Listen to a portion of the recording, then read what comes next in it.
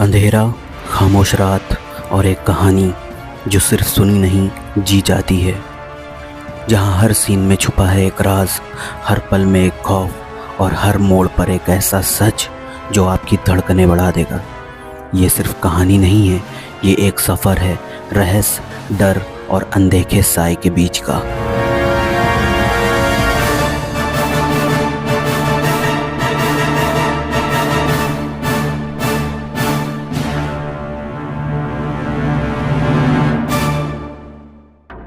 कश्मीर की बर्फीली वादियों में एक ऐसी जगह थी जिसका नाम था अम्बू घाटी।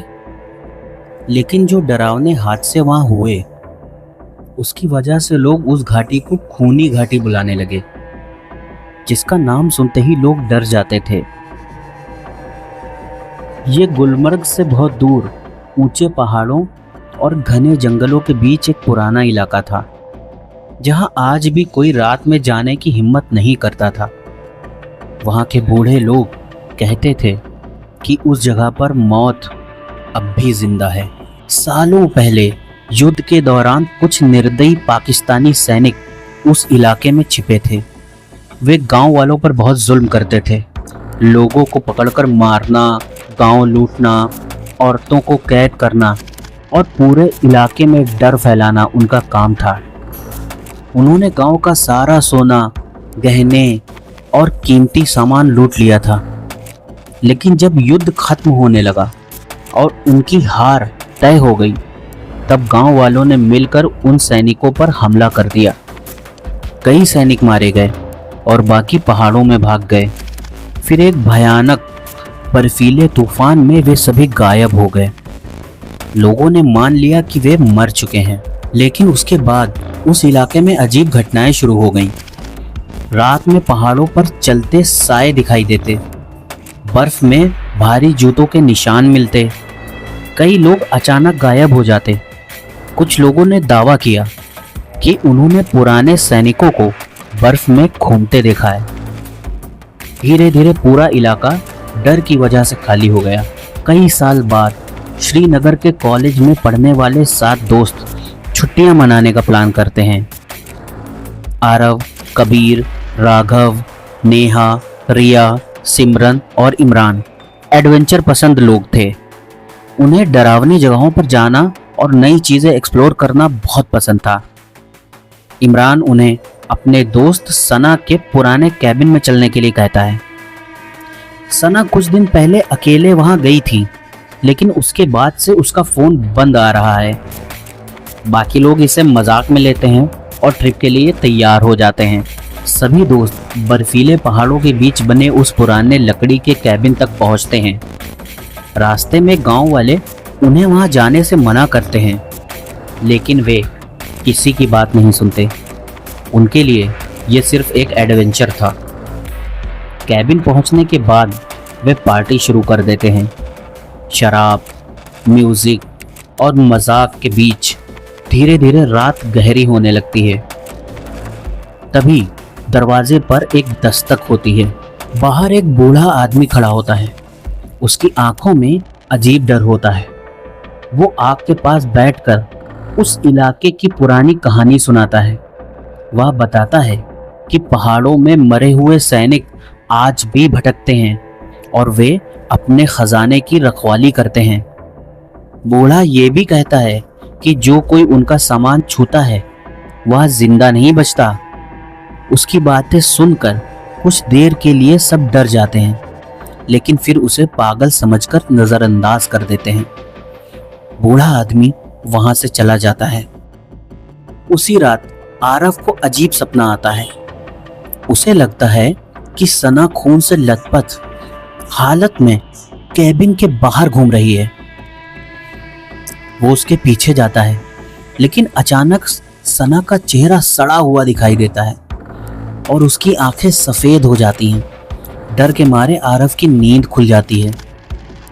तभी बाहर किसी के चलने की आवाज सुनाई देती है, भारी फौजी जूतों की आवाज। अगली सुबह आरव और कबीर जंगल में सना को ढूंढने निकलते हैं। उन्हें बर्फ पर खून के निशान दिखाई देते हैं। उन निशानों का पीछा करते हुए वे बूढ़े आदमी की लाश तक पहुंचते हैं। उसका शरीर बुरी तरह फटा हुआ होता है।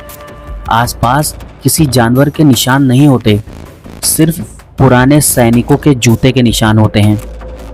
तभी अचानक जमीन टूट जाती है और आरव बर्फ के नीचे एक गहरी सुरंग में गिर जाता है। उधर कैबिन में बाकी लोग फर्श के नीचे छिपा एक पुराना लोहे का बक्सा खोज निकालते हैं। उसमें सोने के सिक्के, गहने और कई कीमती चीजें होती हैं। सभी खुशी से पागल हो जाते हैं। उन्हें लगता है कि उन्होंने कोई छुपा हुआ खजाना ढूंढ लिया है। लेकिन राघव चुपके से एक सोने का सिक्का अपनी जेब में रख लेता है। उसी पल बाहर से अजीब आवाजें आना शुरू हो जाती हैं। इसी बीच रिया बाहर बने पुराने टॉयलेट तक जाती है। वहां अचानक उस पर हमला हो जाता है। वो चीखती है, लेकिन जब तक बाकी लोग बाहर पहुंचते हैं तब तक सिर्फ उसका कटा हुआ हाथ बर्फ पर पड़ा मिलता है। दूर अंधेरे में कुछ सड़े हुए सैनिक दिखाई देते हैं। उनकी पुरानी फौजी वर्दियां बर्फ से ढकी होती हैं और उनकी आंखें इंसानों जैसी नहीं होती। उधर सुरंग में होश आने के बाद आरव को पता चलता है कि वो किसी पुराने छिपे हुए बंकर में है। वहां दीवारों पर पुराने हथियार, बंदूकें और खून से सने कपड़े टंगे होते हैं। उसे एक कोने में सना का कटा हुआ सिर मिलता है। तभी उस पर एक मरा हुआ सैनिक हमला कर देता है। किसी तरह आरव वहां से बचकर भागता है और उसे पता चलता है कि पहाड़ों के नीचे पूरी मरी हुई सेना छुपी हुई है। रात होते ही सैनिक कैबिन पर हमला कर देते हैं। दरवाजे और खिड़कियां टूटने लगती हैं। सभी दोस्त अपनी जान बचाने की कोशिश करते हैं। राघव कुल्हाड़ी से लड़ता है, कबीर आग का इस्तेमाल करता है, लेकिन सैनिक नहीं रुकते। तभी उनका लीडर सामने आता है, लंबा, सड़ा हुआ और खौफनाक चेहरा लिए कर्नल हारून। वो राघव की बेरहमी से हत्या कर देता है। नेहा और सिमरन जंगल में भागने की कोशिश करती हैं, लेकिन रास्ते में सैनिक उन्हें भी घेर लेते हैं। सिमरन को पकड़ लिया जाता है और उसके सामने उसका पेट फाड़ दिया जाता है। आखिरी पल में वो एक पुराना ग्रेनेड फोड़ देती है और खुद के साथ कई सैनिकों को उड़ा देती है। उधर आरव सुरंग से निकलकर एक पुरानी मशीन गन लगी स्नो मोबाइल तक पहुंचता है। वह पूरी रफ्तार से वापस कैबिन आता है और सैनिकों पर गोलियां बरसाने लगता है। कई सैनिक कटकर गिर जाते हैं, लेकिन उनकी संख्या बहुत ज्यादा होती है। लड़ाई के दौरान कैबिन में आग लग जाती है। पूरा घर जलने लगता है।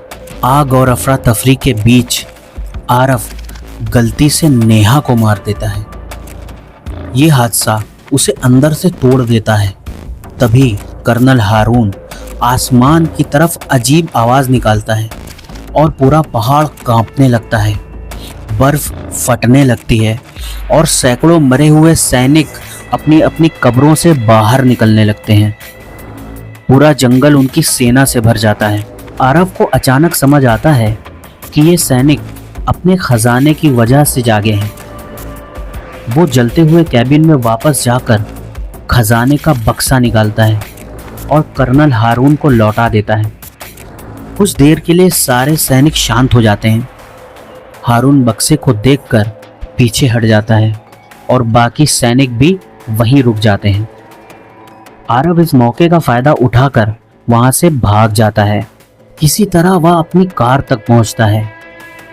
उसे लगता है कि अब सब खत्म हो चुका है, लेकिन तभी वो अपनी जेब में हाथ डालता है और उसका चेहरा डर से पीला पड़ जाता है। उसकी जेब में वही सोने का सिक्का होता है जो राघव ने चुराया था। धीरे धीरे वह कार की खिड़की की तरफ देखता है। बाहर बर्फ में कर्नल हारून खड़ा है। उसकी सफेद मरी हुई आंखें सीधे आरव को घूर रही हैं। अगले ही पल वह जोर से हमला करके कार की खिड़की तोड़ देता है और आरव के गिरेबान को पकड़ लेता है। आरव की चीख पूरी घाटी में गूंज उठती है और फिर सब कुछ शांत हो जाता है। कश्मीर की बर्फ एक और खूनी कहानी अपने अंदर हमेशा के लिए दफना लेती है। ये कहानी पूरी तरह कल्पना पर आधारित है और मेरी अपनी बनाई हुई है। बिना इजाज़त इसे कॉपी करना, कहीं शेयर करना, दोबारा अपलोड करना या इसमें बदलाव करना मना है। इसमें दिखाए गए सभी किरदार और घटनाएं काल्पनिक हैं। अगर किसी असली इंसान या जगह से मिलती जुलती लगे तो वह सिर्फ एक इत्तेफाक है। ये कहानी कॉपीराइट कानूनों से सुरक्षित है। कॉपी करने वाले पर उचित कानूनी कार्रवाई की जाएगी।